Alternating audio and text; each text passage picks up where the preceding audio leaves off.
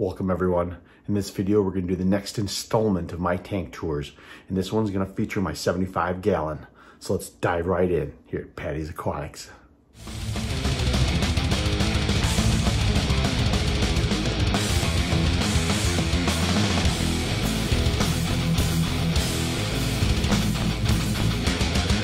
So this is my 75 gallon tank that houses my Fahaka puffer and some community fish. Today we're going to do an in-depth look at all the fish and everything that makes it tick. So let's start right there. This is the Fluval 3.0 plant light. It's the first light that I've owned that has so many user-friendly functions to it. To be able to set when you want your sunrise and when you want your sunset, the different colors and the different light intensities that you want, whenever you want it. It also has Bluetooth capability where you can put an app on your phone and be able to do whatever you want from the touch of your own fingers on your own phone. Now, you may see all the Aquarium Co-op swag that's up here on top of my light. I will admit, I am an Aquarium Co-op head, a NERM, so to speak. I'm a member of their channel and their forum. So they just recently came out with their own Aquarium Co-op lights. Now, I really dig their lights. And when this one has seen its better days, I will be investing in one of those. Now on to filtration. On this tank, I run the Fluval 306 canister filter. I prefer the canister filter because this tank is located in my main living area and it makes it super quiet. I prefer it over a hang on the back filter with the splashing sound, or you get the bubbling noise from a sponge filter. Now on the intake, I have a pre-filter that I purchased from Aquarium Co-op. These things are great. They basically stop any excess food or large particles of debris from getting sucked up into your filter. For me, this is great because with the canister filter, I don't have to clean them as often. Now, when I had a community tank prior, I would have to clean my canister filter like every 3 months because I would feed a lot more flake food and things like that that would get sucked up and clog it. Now, surprisingly, with a bigger fish in here, I really only have to maintain and clean my canister filter like every 6 months, and I thank a lot of that to this pre-filter. On the outtake, I have a spray bar that I DIY'd. I used PVC and then I spray painted it black with Krylon paint. Now, if you're interested in seeing more about this, leave a comment down below and I will do a video alone on how I made this spray bar, because honestly, I want to make an extension to it so I can make it go farther down. I love the spray bars because it kind of dissipates the water and make it get more surface agitation than it would be just from the normal output that comes with the canister filter. As far as heating, I have an Aquan 300 watt heater and is hooked up to an Inkbird temperature controller. Now, if you're not familiar with temperature controllers, these things can and will be a lifesaver. How they work is you hook your heater up to it, and then you want to put set points in for high or low of what your temperature in the tank that you prefer. Now, if it goes above a certain temperature, say you set it at 83, it will automatically shut your heater off so it does not fry or kill your fish. And it also has Bluetooth capability and app to put on your phone so that it will notify you wherever you are that if your tank temperature has gone too high or too low. And it also will beep on its unit by the tank. So these things are a lifesaver and I recommend them for anybody. With substrate, I use the Black Diamond blasting sand that you get from Tractor Supply Outlet. Now, I love the black sand. I feel like that it makes the colors of the fish pop more compared to the white sands. To me, almost makes it feel like the colors kind of get washed out more from some of the fish. Now, on comments and forums, I have read and seen a lot of people that complain and say this Black Diamond sand, that you shouldn't use it, that it hurts your bottom-dwelling fish. You know, it's a myth. It's not true. I've used it in numerous tanks and have never had an issue with that. And as you can see, Puff Daddy, my Fahaka, also digs itself and plays around in it and has no issues. So that is a myth, and it is a good and affordable sand to use if you want a darker colored sand. So that was everything that makes it tick, the components. Now let's talk about the stars of the show. My Fahaka puffer, Puff Daddy, and the little community fish friends that he has along in here. So the hot question is going to be, can you really keep a Fahaka puffer in a 75 gallon tank? And the answer is possibly. Here's the deal. The growth rate of a Fahaka puffer is about 1 inch per month for the first 10 months to a year. It'll grow its remaining size that next following year. The max size a Fahaka puffer can get is 18 inches. Mine is currently sitting at 10 inches long and about 1 year old. I personally do not see my fish getting 18 inches long, but That being said, if for some reason he would get that big, I will find another tank for him. Now on to the fun stuff, the food. You may ask, what does your Fahaka Puffer like to eat? The answer is everything, and lots of it. So, to start off, one of his favorite things to eat is shrimp. I buy frozen raw shrimp for him. It's one of the staple foods of his diet. Now, he can eat this stuff nonstop. When he was smaller, I used to have to cut it up into pieces and give him little pieces. He's been eating whole pieces for a few months now. He's even moved on to eating multiple pieces at a time. This guy is a glutton. He will eat and eat and eat until you just stop giving him food. I love watching him eat. Now with Fahaka puffers, and any puffer for that matter, they have teeth. And what you need to feed them are foods with harder shells, like snails, clams, stuff like that. What happens are their teeth grow. And if you don't feed them that type of stuff for their teeth to be able to wear down, they will grow too large. And what will happen is they won't be able to eat, and then they can wind up dying.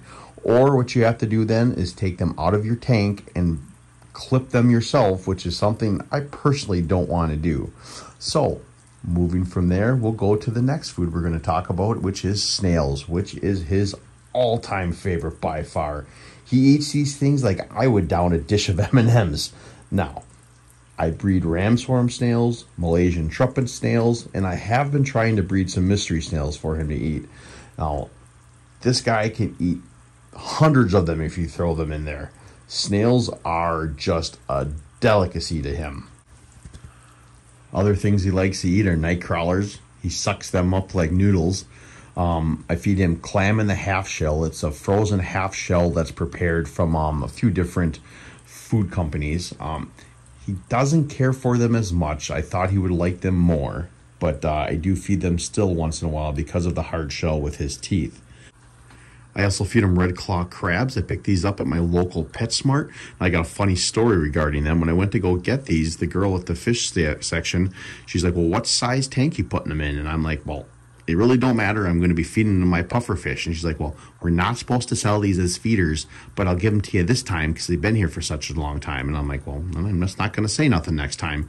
So I go to the checkout, and the checkout girl is like, oh my gosh, I've wanted these for the longest time. She's explaining to me how she's going to set up this tank for it and everything. And at the same time, there's a woman behind me in the checkout, and she's like, are those for food or are they pets? Well, the girl at the checkout says, well, they're pets. And at that same time, the manager of the store comes up to me, and she's like, you do realize you can feed your frozen food to your puffer fish, not live food. You could see the distraught look on the checkout girl. And I'm like, yes, I'm aware. And she's like, well, just so you're aware, you're not going to be able to buy these here anymore. So, note to self, if I ever go back to get more, do not wear my Aquarium Co-op hoodie that's got a big puffer fish on it. So, anyway, I've only fed him these crabs a few times, but he absolutely loves them. It's that animal instinct that comes out of his predator nature to go after these things. He did the same thing when he was younger, and I used to feed him ghost shrimp. He would go all over the tank just hunting for them. Same thing with the snails. He just loves them. Now let's move on to his tank mates. Now, the question I get quite a bit is, doesn't he eat all those fish? Well, the answer is sometimes, unfortunately. You really can't keep any expensive fish as tank mates with a Fahaka puffer. They're very unpredictable. Every fish has a different personality. Now, I had him grow up with all these fish in here, and he does pretty well with them. He will give a chase to them once in a while, but he does peg some off once in a while. Usually when it gets to be one of my swordtails are bigger, or one of the guppies get bigger, they wind up going missing. But a lot of the smaller fish, he just really doesn't do anything about. Now, the fish that are in the tank with him are cardinal tetras, ember tetras, green fire tetras, swordtails. Then I have guppy and endler hybrids. I have Siamese algae eater. I have some reticulated hill stream loaches. So if you're looking to put any tank mates in with your Fahaka puffer, don't choose anything that's too expensive because you cannot guarantee that it will survive. I guess now we can move on to the complete an utter disappointment and disaster that is my plant situation in this tank currently. It used to be a community tank before I moved this in, and I'll show a little footage of that now. It was beautiful, lush, had plants everywhere. But since I was moving on to a Fahaka puffer, which was one of my favorite all-time dream fishes that I wanted, I knew I had to take a lot of the plants out of there and give him more swimming room, especially for when he got bigger like he is now. So I kept my two Anubias plants, the Barteri and the Nano Petite. The Barteri was all the way to the surface of the water. It had huge leaves. My Fahaka used to love sleeping on the leaves when it was smaller. The Nano Petite, I had that plant for almost 4 years. It was humongous and its root system was everywhere. Now, I created such an imbalance in my tank by removing so many of those plants from my community tank that I started getting algae everywhere. I got blackbeard algae on my Anubias plants and my Mopani wood, and some of it is still currently there. I also got algae on the leaves of my plants, which look like a blue-green algae, which can come in different colors. And I have successfully treated for that in the past and tried it again, but it did not go away. So I thought, let's try to get rid of this blackbeard algae, pulled them out of the tank, sprayed them with hydrogen peroxide, which I've done in the past and it was fine. Well, this time it wasn't fine. It wound up killing the majority of my Anubias plants, so I had to trim them down and then replant them to my wood. So this is their current state, which is kind of sad. So I was trying to fix the imbalance, but I changed too many things too often. I adjusted the lighting, my fertilizer schedule, how many water changes I did, and I just did too drastic of changes and too often. So I am currently just letting it sit. I brought my light intensity down to 50%.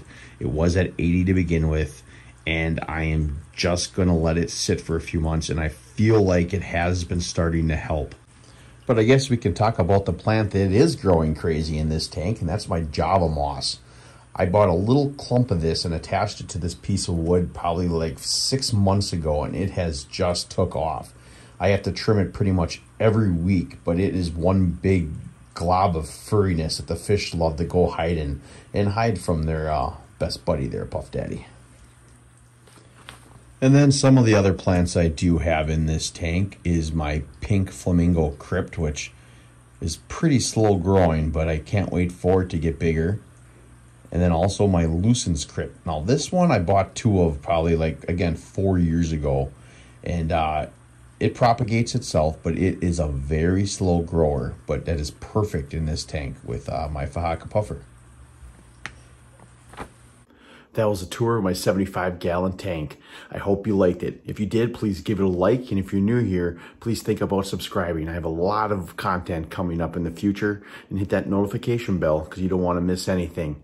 Then as always, thank you for watching here at Paddy's Aquatics.